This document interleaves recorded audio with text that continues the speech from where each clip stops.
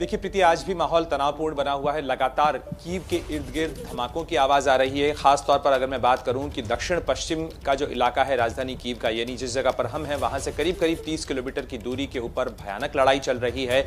और ये Vasily Kyiv airbase है कीव का, जो कि एक महत्वपूर्ण स्ट्रैटेजिक बेस है, उसके को कब्जाने के लिए लड़ाई चल रही है। बीते 24 घंटों से ये काफी भीषण लड़ाई चल रही है उसको वसीली कीव एयरबेस के आसपास का इलाका, और ये सबर्ब का इलाका है, यानी राजधानी कीव के का बाहरी हिस्सा है, और इस समय वहां पे लड़ाई चल रही है। इसके अलावा जो आसपास के कई इलाके हैं, यानी एक तरीके से रशियन फोर्सेस की कोशिश है कीव को चारों तरफ से घेरने की, और खास तो अब पश्चिमी जो हिस्सा है उसकी तरफ से भी आक्रमण अब शुरू हुआ है। हालांकि जो यूक्रेनियन अथॉरिटीज हैं उन्होंने दावा किया है कि ये हमला भी नाकाम हुआ है।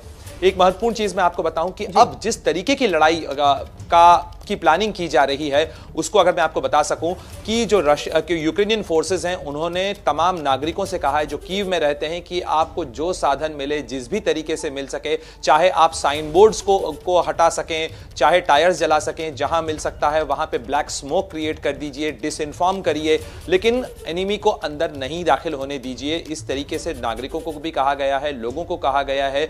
और जिस मोल्टोवा जब बॉम्ब्स होते हैं उनके इस्तेमाल के लिए लोगों को कहा गया है। मोल्टोवा बम कहा जाता है, एक तरीके से पेट्रोल बम होता है ये, तो ये पेट्रोल बम इस्तेमाल करने के लिए कहा गया है। साथ ही कहा गया है कि अगर जंगल में आपको जाते हुए दिखें तो आप जंगल में आग लगा दीजिए। तो इस तरीके की लड़ाई का अंदाजा आप लगा सकते हैं। नागरिकों को देशभक्ति का हवाला देकर उत्साह जरूर रहे हैं ज़ेलेंस्की, लेकिन प्रणय मुझे एक अपडेट आपसे चाहिए जिसका जिक्र एम्बेसडर वोरा भी कर रहे थे कि ज़ेलेंस्की पर लगातार ये कहा जा रहा है कि वो यूक्रेन में है ही नहीं, राजधानी छोड़कर भाग गए हैं। क्या उसके बारे में कोई अपडेट है आपके पास?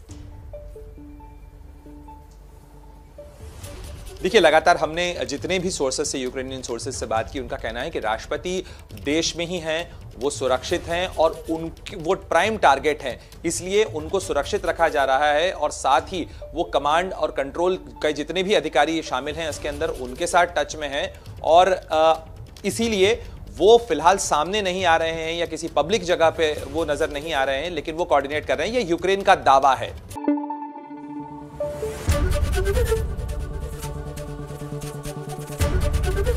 एबीपी न्यूज आपको रखे आगे।